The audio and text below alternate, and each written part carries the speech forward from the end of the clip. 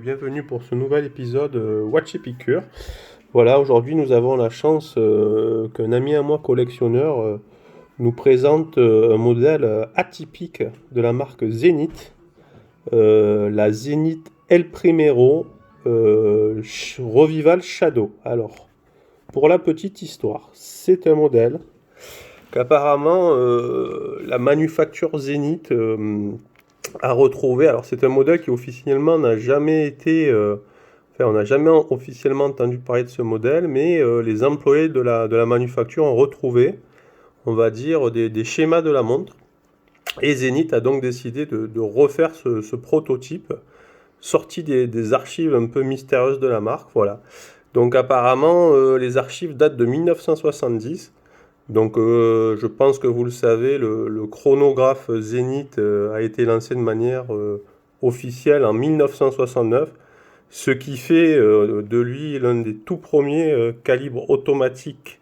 Donc on va dire, il est considéré comme le premier mouvement automatique, mais je crois que Seiko était quasiment à peu près au même, sorti quasiment au même niveau, mais pas avec une performance chronométrique, un mouvement aussi abouti, puisque le El Primero, avec ses 36 600 alternances, donc il tourne en 6 Hz, et c'est vrai qu'il a une précision chronométrique qui est vraiment au-dessus des autres chronographes, hein. Il y avait aussi Tag avec Buren qui développait un mouvement automatique, je crois, à base d'un micro-rotor.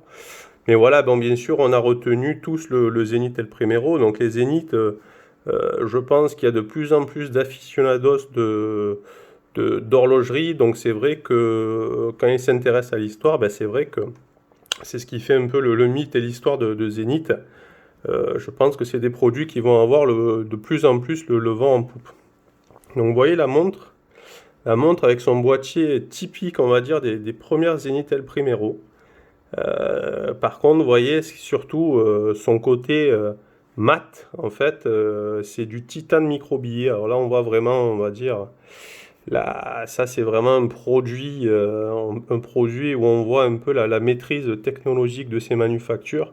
Puisque regardez un petit peu ce gris-mat qui est vraiment magnifique, avec un beau verre bombé qui souligne bien l'échelle tachymétrique. Vous voyez, l'échelle tachymétrique. Là, je ne sais pas si on le voit bien, je vais essayer de faire un petit zoom, mais c'est vraiment superbe, hein. C'est vraiment superbe. Regardez les compteurs typiques de ces années 70 qui, moi, me font penser très fortement à l'inspiration automobile. Voilà, avec le petit rectangle sur la trotteuse. Voilà, typique aussi de ces modèles Zenith. Donc vraiment un modèle qui a beaucoup de charge et qui est assez intriguant, hein, très mystérieux. Voilà, c'est un très beau chronographe mystérieux. Vous voyez derrière au dos la masse oscillante frappée de l'aiguille de Zenith, manufacture Le Locle. Voilà un très très beau calibre apparent. Je crois qu'on est pas loin de 400 composants sur ce type de mécanisme. Voilà. Donc voilà une très très belle pièce. Alors vous en verrez sûrement, je pense, pas tous les jours. Voilà. Regardez un petit peu ça.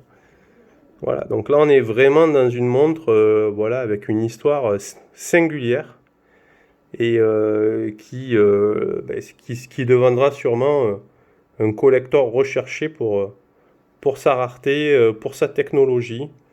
Voilà. Donc après c'est vrai que c'est une montre aussi, même en termes de dimension, voilà, voilà, elle est annoncée, je crois, pour 37,5, mais elle paraît 39 au poignet, donc une montre aussi qui a quand même une belle prestance. Et voilà, bon, bien sûr, c'est très léger, voilà, avec un joli bracelet aussi, avec le petit ardillon Zénith, voilà. Donc, je dis félicitations au collectionneur qui a pu l'avoir, parce que c'est vraiment une très belle pièce d'horlogerie. Voilà, bah écoutez, j'espère à tous que vous allez bien, que le confinement se passe bien pour ceux qui sont confinés, les autres qui travaillent, bon courage. Et on se dit à très bientôt pour de nouvelles aventures. Merci à vous et au revoir.